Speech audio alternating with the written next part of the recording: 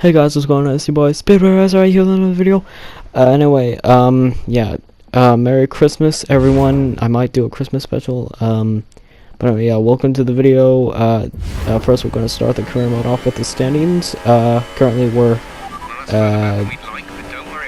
I didn't look at it because I'm an idiot. But anyway, we qualified P19 because of a bad engine. Currently, during qualifying, our engine was at like 88% wear or something like that. So anyway, not too good, although the rest of the components were at like 40% or something. So yeah, I'm just gonna take it to Crofty. Was held here at Silverstone in 1950, with Giuseppe Farina taking the top step of an all-Alfa Romeo podium. He earned 9 championship points that day on his way to the inaugural title. His winning total at the season's end, just 30 points. My, how times have changed. So let's see who can reach the top step of the modern podium today. Straddling the border of Northamptonshire and Buckinghamshire, the 18 corners of the Silverstone circuit form the 3.6-mile beating heart of Formula One. It's been reinvented over the years, with Turn 1 now the fast right-hander of Abbey, along with 2 DRS zones on the Wellington and Hangar Straights respectively. But the magic of racing is as strong here as it's ever been. With me today, of course, is Anthony Davidson. Let's talk about Force India. What do you make of their performance so far this season? Well, the atmosphere within that team seems very positive at the moment.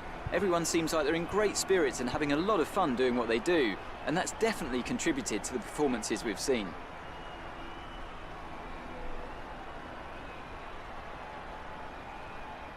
So before the off, let's remind ourselves of yesterday's qualifying session with a look at the starting grid. An immense lap from Lewis Hamilton yesterday puts him on pole position, and starting alongside him P2 is Sebastian Vettel. Looking down the rest of the grid, we have Ricciardo, Bottas, Kimi Raikkonen and Verstappen, Hülkenberg, Sainz, Alonso and Charles Leclerc, Gasly, Magnussen, Esteban Ocon and Grosjean, Ericsson, Van Dorn, Lance Stroll and Freeman. Sirotkin and Sergio Perez rounds off the grid.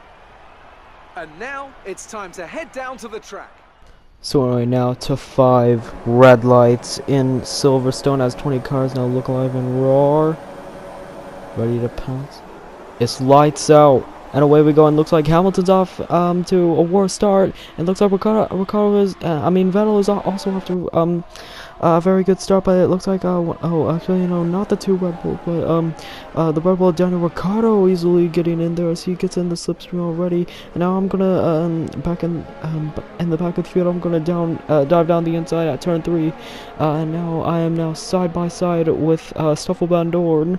But Van Dorn just getting the better of me, but now I do have a slipstream, but I am a little bit far back behind, so now I'm going to have to fend off with the Williams of Lance Stroll there. And as you can see, Sergio Perez way down there. He is still not able to overtake the 2 Williams, surprisingly, so that's going to screw over his race. But anyway, it looks like now the 2 Williams are side by side, so I'm gonna take full advantage of that and try and create a gap between them. But I do feel bad for Sergio Perez because now he has to put up and deal with them. But anyway, now through Maggots and Beckets we go. It's gonna be we've had a very sloppy driving style all throughout the weekend, or the race weekend. But anyway, as you can see, typical British weather, except for the fact that it's raining. I don't live in the UK, so that's just what I've heard. It just rains all the time. Sorry if I offended you guys. Anyway, back to the original race. Yeah, sorry that I'm not covering the race footage. I was an idiot when recording this. And I will always be an idiot. But anyway, on to lap 2, Vega. Oh god, I shouldn't have said that. Okay, but anyway, now we're finally gonna start recording some of the fights and battles going on. Now we're on board with this horrendous camera angle of Kevin Magnussen, I believe that is. No, that's Roman Grosjean. And we're finding a good camera angle because the one that we previously had was, well, like I said before, just horrendously atrocious. I'll always find a way to use big words. But anyway, in P10 is is Fernando Alonso. Despite the fact that this is a circuit highly dependent on power. I mean, on on power. But yeah, it looks like Renault Power Unit cars are doing pretty well here, especially in the midfield. But anyway, as you can see, the two Renaults are taking 7th and 8th. So, so far it's a 1-2 for them. Because, of course, outside of the top 3 teams. Sorry. Anyway, now let's see some of the fights as we go on a visor cam with Esteban Ocon, and now we begin lap 3.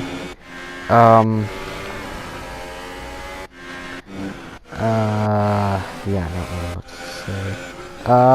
Let's see, Magnussen, or actually now we ride along with Gasly, who's beginning to catch up to what looks like a struggling Fernando Alonso. Who's slowly losing time because that chassis is not a good chassis whatsoever. And ooh, up in the front, let's see, Nico Hulkenberg making a move on Carlos Sainz there as we go through. I believe this is Stowe. I don't know, but he's not going to get a better of him as he tried to wrap it around the outside. But anyway, now he's going to get a great slipstream. And now pulls out to the right hand side and dives down the inside he goes. And now he's pressuring Carlos Sainz, but Carlos Sainz somehow still side by side. But now he's going to have the inside line for the first of 4 corners in Magnussen Beckett's. Anyway, and he gets ahead of him barely. Great racing from the both of them. Great defending from Carlos Sainz. But once again, Nico Hulkenberg going to have to find a way to overtake him. Anyway, now we look at Sergio Perez, who has gotten past yours truly, me, and the two Williams, finally. Anyway, now as we begin lap 4, yeah, not sure. Not really much to say now. But yeah, great scrap between the two runners, and ooh, they're still scrapping away. Yeah, as you can see, they are, I don't think they're 7th and 8th. I think there are cars ahead. But I know Charles Leclerc is behind them. As now we turn our cameras to Nico Hulkenberg, who gets DRS and now has a chance to prance at Carlos Sainz. And but Carlos Sainz covering the middle of the track there. And as they're battling, Charles Leclerc will eventually get into that fight, as now we turn to the Red Bull of Daniel Ricciardo has dropped down to P5 behind Kimi Räikkönen. What has gone on there? We should have covered that. But yeah, not really much to say. And now we have the two Renaults. And looks like Charles Leclerc and in the background Fernando Alonso, they're all getting involved in there. And Carlos Sainz going to make another move. And here we go into turn 15, I believe this is. And yep, he's going to get ahead. He's going to get ahead of Carlos Sainz. But now Carlos Sainz comes back as Nico Hulkenberg has locked up. And once again, Carlos Sainz ferociously defending his position. What a race. And yeah, I put finish because I'm a retard. So, and as you can see on your screen, yep, 91% on my internal combustion engine. Ladies and gentlemen, it is going to be a very, very big challenge to fend off the two Williams, because I am having no power, and I don't know if you saw, but I'm only reaching speeds of 180 miles per hour. And it's taking a lot longer than usual to accelerate. So I'm going to have to brake as late as I possibly can to fend off those two annoying Williams. But anyway, yeah, I'm sorry that I put finish. Yeah, that was an editing mistake. Yeah, no, I could take it out, but I'm lazy. I'm just kidding. No, actually, I already said it, so it just makes sense if it doesn't make the final cut. Ha. Alright. What should I put next? Last name versus last name? Let me know in the comments below.